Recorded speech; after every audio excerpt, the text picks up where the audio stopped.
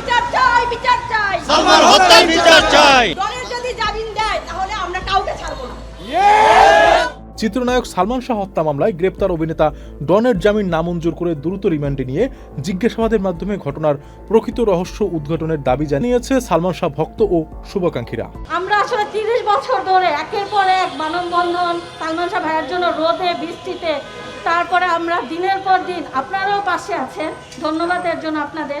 আপনারাও পাশে থেকে আমাদেরকে উৎসাহ দিচ্ছেন এবং আমরাও করে যাচ্ছি, কিন্তু আর না, আমাদের মায়ের চোখের পানি যখন আমরা দেখি তখন আর ভালো লাগে না আমাদের। মারা যাওয়ার পরে আরো 41 জন আমাদের ভাই বোন এই পৃথিবীর মায়া ছেড়ে চলে গেছে, কার জন্য? মহানায়কের জন্য। তাহলে 42 জনের হত্যার বিচার চাই আমরা। শনিবার 15 আগস্ট রাজধানীর জাতীয় প্রেস ক্লাবের সামনে মানববন্ধন করেন সালমান শাহ ভক্তরা। এ সময় মামলার 1 নম্বর আসামি সামিরা সহ এজাহারভুক্ত ও পলাতক অন্যান্য আসামিদের দ্রুত গ্রেপ্তার এবং তাদের আগাম জামিন না দেওয়ার দাবি জানান তারা। মানববন্ধনে বক্তারা বলেন, দীর্ঘদিন ধরে আলোচিত সালমান শাহ হত্যা মামলার প্রকৃত সত্য উদ্ঘাটনের আইন শৃঙ্খলা বাহিনীকে দ্রুত এবং নিরপেক্ষভাবে তদন্ত করতে হবে। গ্রেপ্তার আসামি ডনকে জিজ্ঞাসাবাদ করে পাওয়া তথ্যের ভিত্তিতে মামলার সঙ্গে সংশ্লিষ্ট অন্যদেরকেও দ্রুত আইনের আওতায় আনতে হবে। প্রেস ক্লাব সমাগম হয়ে গেছে, সালমান শাহ ভক্তের পরিবার হাজির।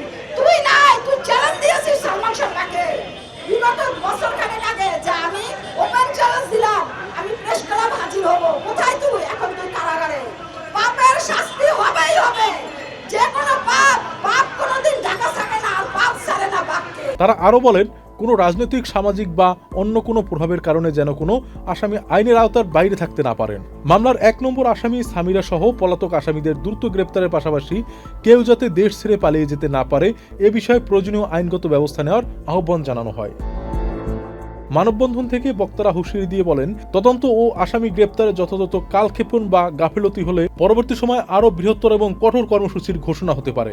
বক্তব্যের ভাষ্য অনুযায়ী কোনো ধরনের প্রতিহিংসা নয়, তারা চান আইনের শাসন, সত্যের প্রকাশ এবং ন্যায় বিচার। দীর্ঘদিন ধরে এই আলোচিত মামলার প্রকৃত সত্য জাতির সামনে তুলে ধরে দায়ীদের প্রচলিত আইনের বিচারের মুখোমুখি করার দাবি জানান তারা।